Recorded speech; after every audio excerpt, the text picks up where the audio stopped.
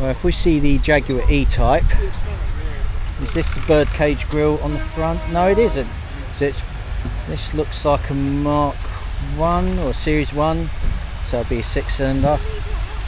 The XK unit, long lived actually. Here's a Triumph Vitesse sitting next to a Mark 1 Cortina in left-hand drive, so this must have been exported at some point. If we walk along here, we see the Ford Anglia 105e. Could either be 1 litre or 1.2. I think there was like a 1.5 version, which is a super, and some that people have up engined slightly.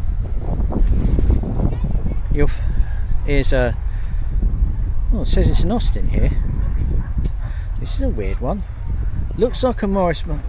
What's this one? It's just called Ruby. It says it's an Austin, but it looks very similar to a Morris Minor, so I'm just trying to think what this would be.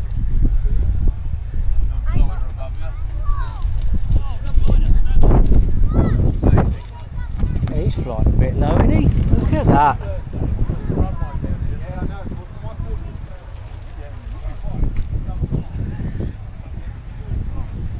I bet he's got a really good view of the show though. Yeah, so there's an Austin here. I'm going to have a little look, see if I can get a bit clued up. It just says it's Ruby. There must be some clues. Must be some clues, I think. No, there's no real clues to it.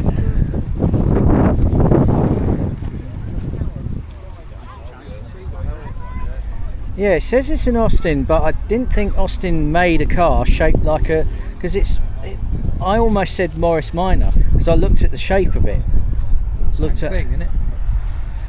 Different grille. Yeah, exactly. So I'm thinking, but it can't have been a Minor because Austin had their own set of names. I'm just trying to think what this is, and I don't know. Nice to say. I could do with one of them. But you don't find them, do you? Because of the load space, I think. Yeah, just nice. Because I was about to say, oh, I nearly said Morris Minor because of the shape, and then suddenly I was going to go off on one about I've seen them with V8s in before. Well, I'm just wondering what he's got in there, look, because he's got bigger wheels on it.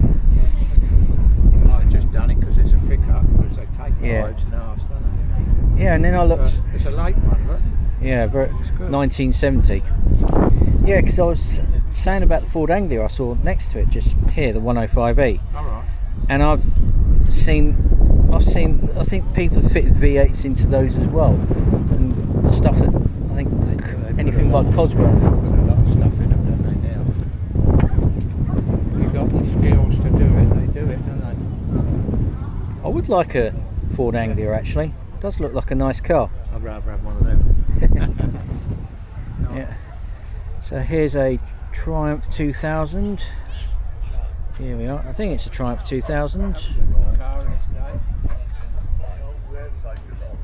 Yeah, I think this is a 2000. I've seen a 2500 version of these, so I'm just going to have a quick look on the. Back actually.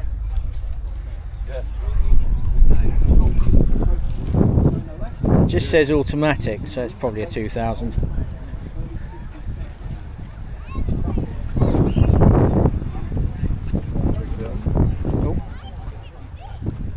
Here's a Wolseley. I don't know which one this is. Probably a 690. This. I think this is a Ford. Is it Granada? I think it's a Granada.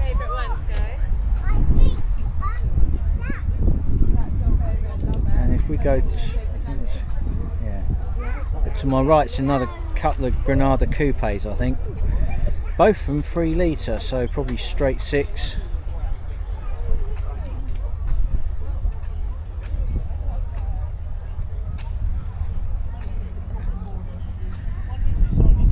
Here's a Triumph Roadster TR2000. Hold up, I think I've seen this before. Don't know, can't remember where though. Morning. This looks like a Triumph Toledo. No, it's a Dolomite, 1980 Dolomite. Okay.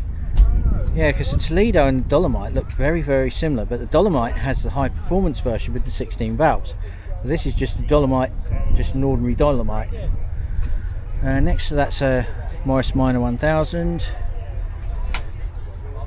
Here's a little A series.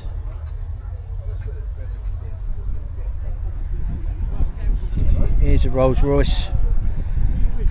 Can never remember, silver something.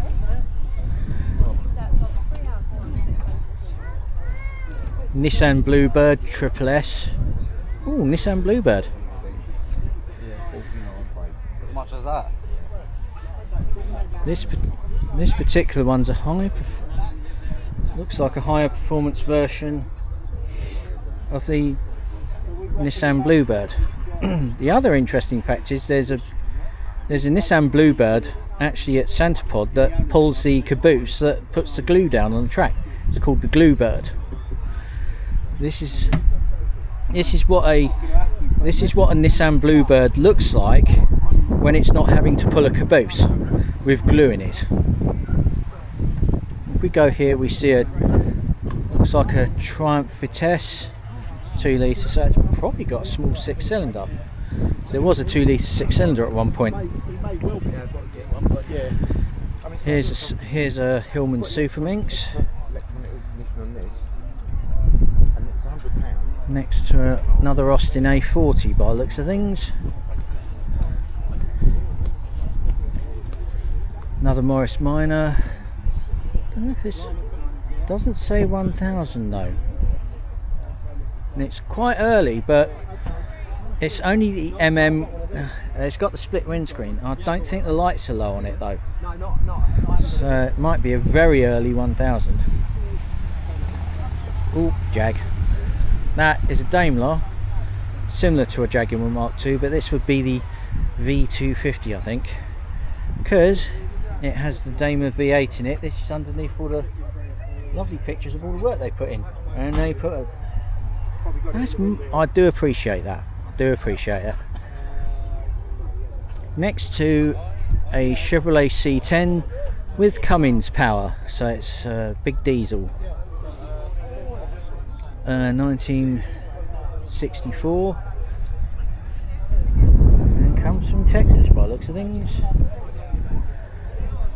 Here's a Chevrolet Apache 10. So you had the C10, you had the step sides, then you had the Apache, which was the first with the V8s in from the factory, not retrofitted, and then you got the C10s after that, and S10s and all that afterwards. Just like the patina on this, actually. Rather enjoy that.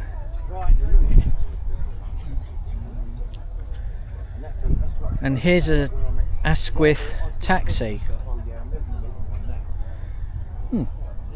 Imagine getting a taxi in this. Quite stylish, really, isn't it? Yeah, so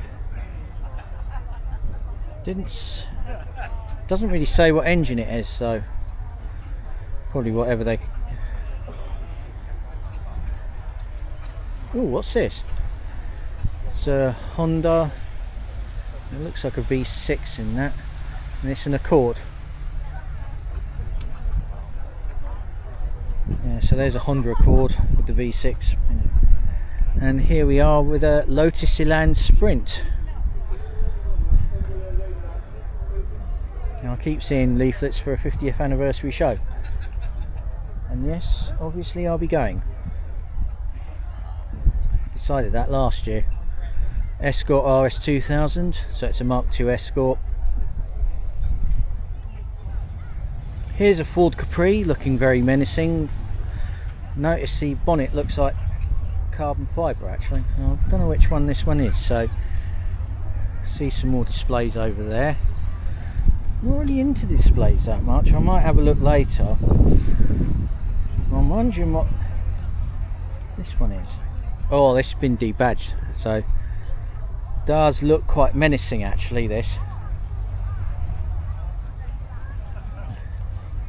does look quite menacing.